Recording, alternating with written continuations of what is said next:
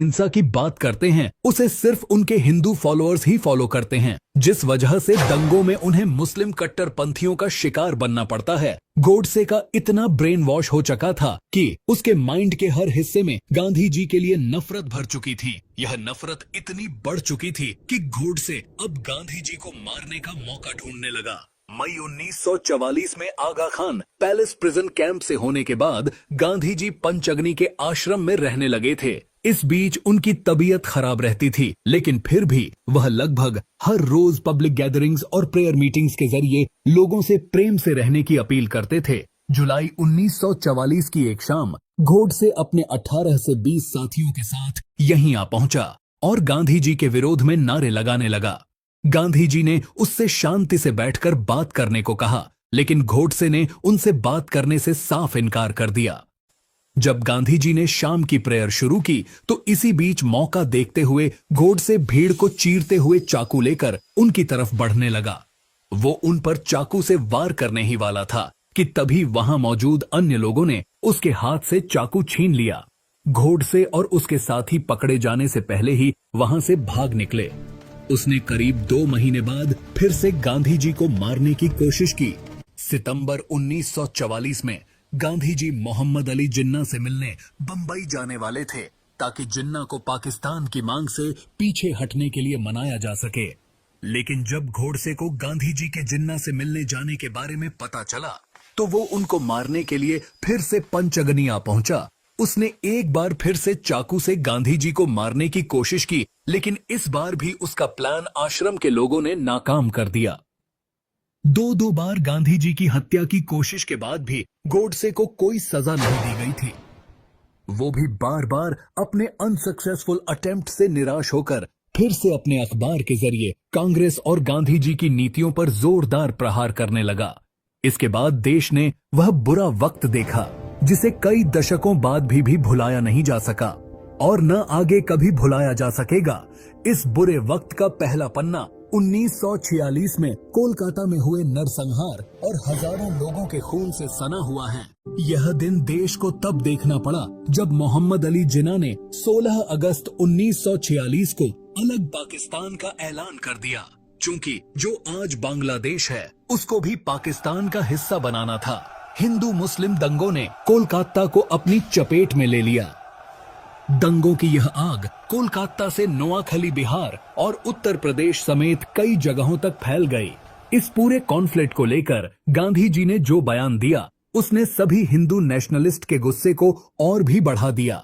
उन्होंने अपने अखबार हरिजन के एक लेख में लिखा कि अगर कोलकाता के सारे हिंदू अपने विवेक का इस्तेमाल करते हुए बहादुरी से मर मिटते तो वो न केवल हिंदू धर्म को बल्कि पूरे हिंदुस्तान को बचा लेते। उनके इस लेख ने हिंदुओं को बड़े स्तर पर निराश किया था। उनके इस बयान से गोडसे का यह विश्वास और पक्का हो चुका था कि गांधी जी हिंदू विरोधी हैं और हमेशा मुस्लिमों की ही चिंता करते हैं। इस नाजुक समय का मुस्लिम लीग ने भरपूर फायदा उठाया और आखिरकार कम्युनिस्ट को भड़काकर मुस्लिम लीग को जो चाहिए था वो उसे मिल गया। 1 साल बाद माउंटबेटन प्लान के तहत भारत के 2 टुकड़े कर दिए गए और 14 अगस्त 1947 को पाकिस्तान वजूद में आ गया।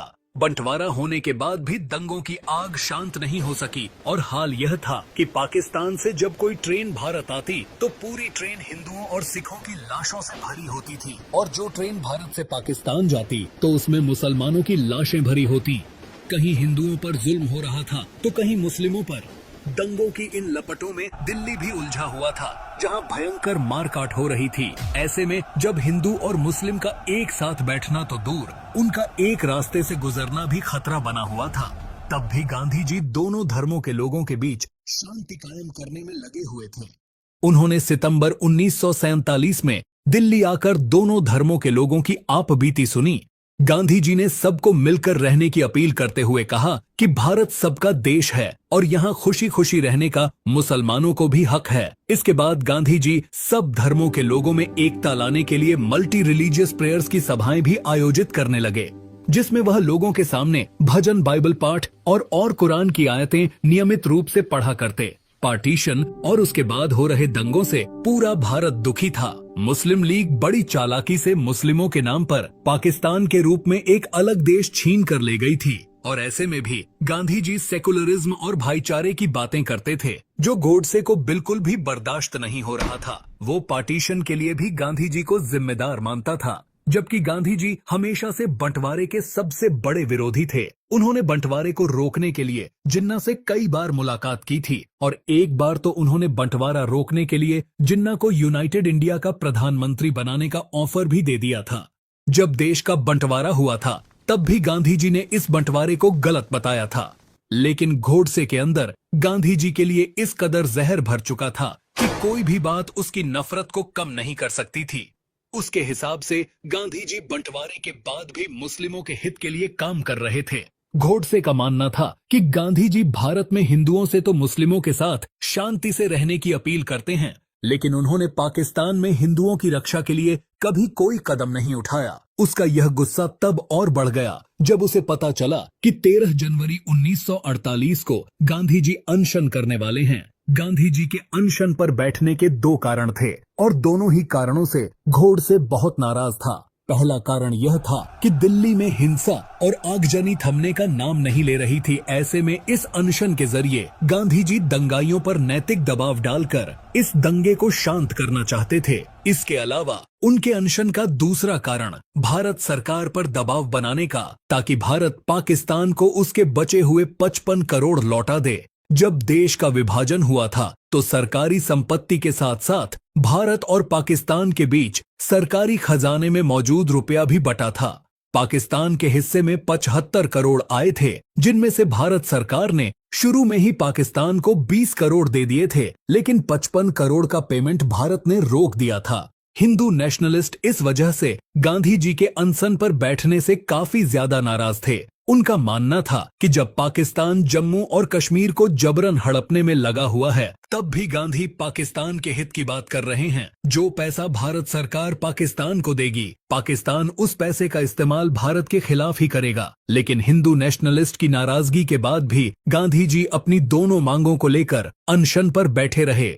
उनका कहना था कि उन 55 करोड़ रुपयों पर पाकिस्तान का अधिकार है और भारत को यह रुपए हर हाल में पाकिस्तान को दे देने चाहिए। गांधी जी के अनशन को तोड़वाने के लिए जवाहरलाल नेहरू, सरदार पटेल और मौलाना आजाद समेत कई दिग्गज नेताओं ने उनसे मुलाकात की, लेकिन वह अनशन से नहीं उठे। उनके डटे रहने से जब सरकार ने पाकिस्तान को 55 करोड़ जल्द से जल्द लौटाने की बात मान ली और हिंदू एंड मुस्लिम रिप्रेजेंटेटिव्स ने भी गांधी जी को भरोसा दिला दिया कि आगे हिंदू और मुस्लिम सब मिलकर रहेंगे, तो गांधी जी ने 18 जनवरी को अनशन तोड़ दिया। यह सब देखकर गोडसे के सब्र का बांध टूट चुका था। उसे यह बात खाई जा रही थी कि कैसे भारत सरकार और भारतीय लोग गांधी जी के इशारे पर चलते हैं। उसको लगने लगा था कि गांधी जी की रिलीजियस टॉलरेंस और नॉन वायलेंस पॉलिसी पहले ही पाकिस्तान के निर्माण का कारण बन चुकी है, जिससे लाखों लोगों को बेघर होना पड़ा। और अगर गांधी जी को नहीं रोका गया तो इसका हर्जाना आगे भी हिंदुओं को ही चुकाना पड़ेगा। वो पहले गांधी जी को मुस्लिमों का हितेश मानता था और अब उसके अंदर गांधी जी की छवि पाकिस्तान सपोर्टर की बन गई थी। गोडसे ने तय कर लिया कि वह हर हाल में गांधी जी की हत्या करेगा। इसके बाद नाथूराम गोडसे नारायण आपटे के साथ दिल्ली आ गया। यहां दोनों ने नकली नामों से मरीना होटल में एक कमरा लिया। इसी कमरे में नाथूराम गोडसे, नारायण आपटे, मदन लाल पहावा, विष्णु करकरे और गोपाल गोडसे ने यह तय किया कि बिरला हाउस में 20 जनवरी को गांधी जी की प्रार्थना सभा के दौरान बम से हमला किया जाएगा। बम विस्फोट मदन लाल पहावा को करना था, जिसके बाद बम से भगदड़ मचने पर गांधी जी पर गोलियां बरसाने की जिम्मेदारी दिगंबर बड़क की थी। इस प्लान को अंजाम देने से पहले वो लोग कई बार बिरला हाउस का जायजा लेते रहे। इस सब में तय तारीख 20 जनवरी आ गई। नाथूराम गोडसे, नारायण आपटे, मदन लाल पहावा, विष्णु करकरे, दिगंबर बड्ढुग, गोपाल गोडसे और शंकर किस्तैया अपने काम को अंजाम देने के लिए टाइम से ही बिरला हाउस पहुंच गए। बिरला हाउस में जब गांधी जी की इवनिंग प्रेयर मीटिंग शुरू हुई तो मदन लाल पहवा ने भीड़ से कुछ दूर पर एक बम विस्फोट कर दिया, लेकिन वो एक क्रूड देसी किस्म का बम था, जिस वजह से वहां ज्यादा बड़ा धमाका नहीं हो सका। साथ ही दिगंबर बड्ढग जिसे गोली चलानी थी, उसके एंड टाइम पर ऐसा करने में हाथ कांप गए और वह वहां से भाग निकला। लेकिन इस बीच मदन लाल पहावा को पकड़ लिया गया। मदनलाल पहावा के अलावा बाकी सब वहां से भागने में कामयाब हो चुके थे। मदनलाल पहावा ने पुलिस कस्टडी में गोडसे का सारा प्लान खोल दिया था, इसलिए पकड़े जाने के डर से नाथूराम गोडसे ने नारायण आप्टे के साथ दिल्ली छोड़ दी और कानपुर, बॉम्बे, पुणे और ग्वालियर में जगह बदल बदल कर रहने लगा।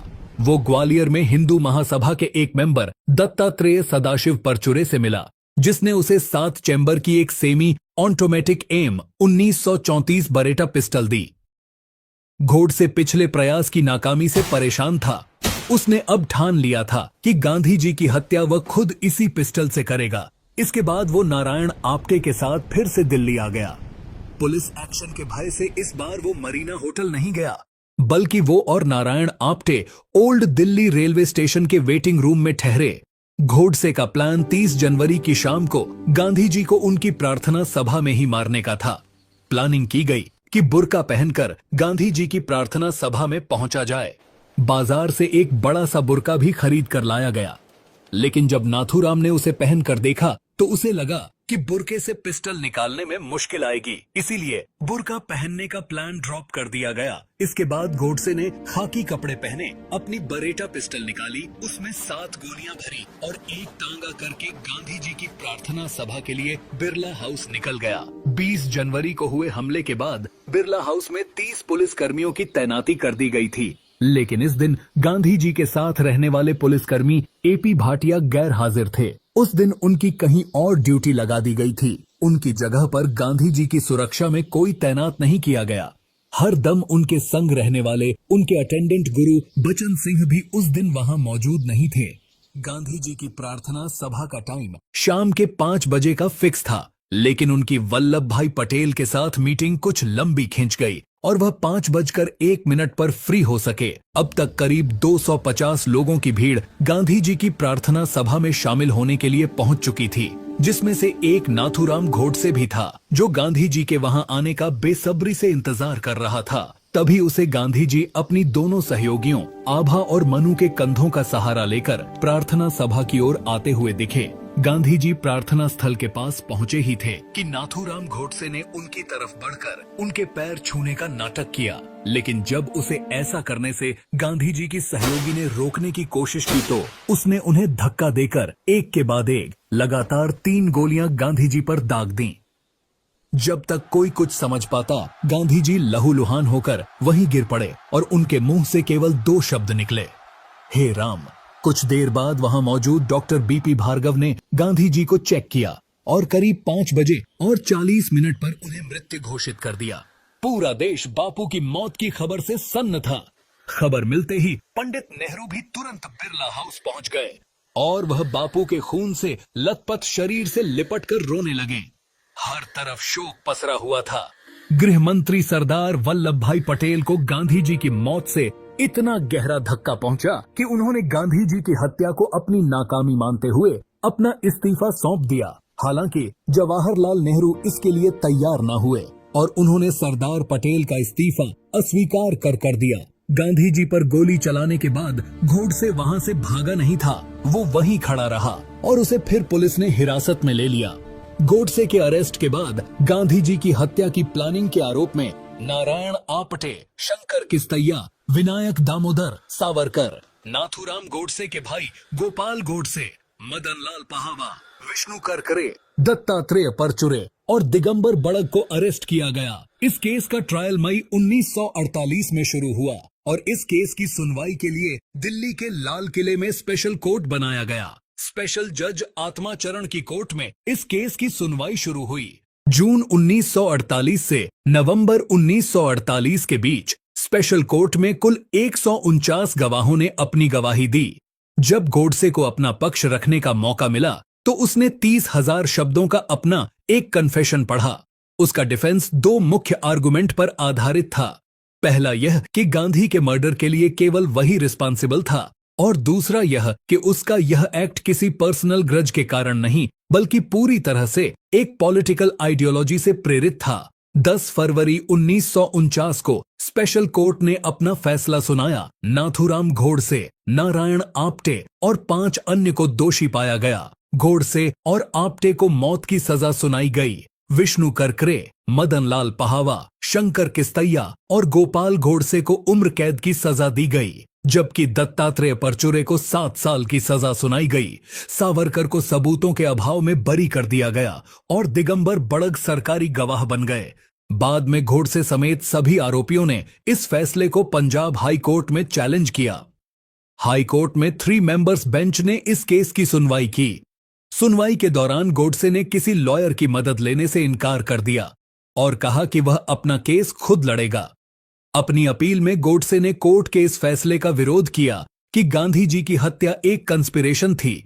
इस सुनवाई के बाद हाई कोर्ट ने दत्तात्रेय परचुरे और शंकर किस्तैया को बरी कर दिया, लेकिन बाकी सभी की सजा को बरकरार रखा। बाद में गोडसे ने प्रिवी काउंसिल में भी अपील करने की कोशिश की, जो उस समय देश का उच्चतम न्यायालय था, लेकिन वहां उसकी अपील को रिजेक्ट कर दिया गया। इसके बाद 15 नवंबर 1949 को अंबाला जेल में नाथूराम गोडसे और नारायण आपटे को गांधी जी की हत्या के जुर्म में फांसी दे दी गई।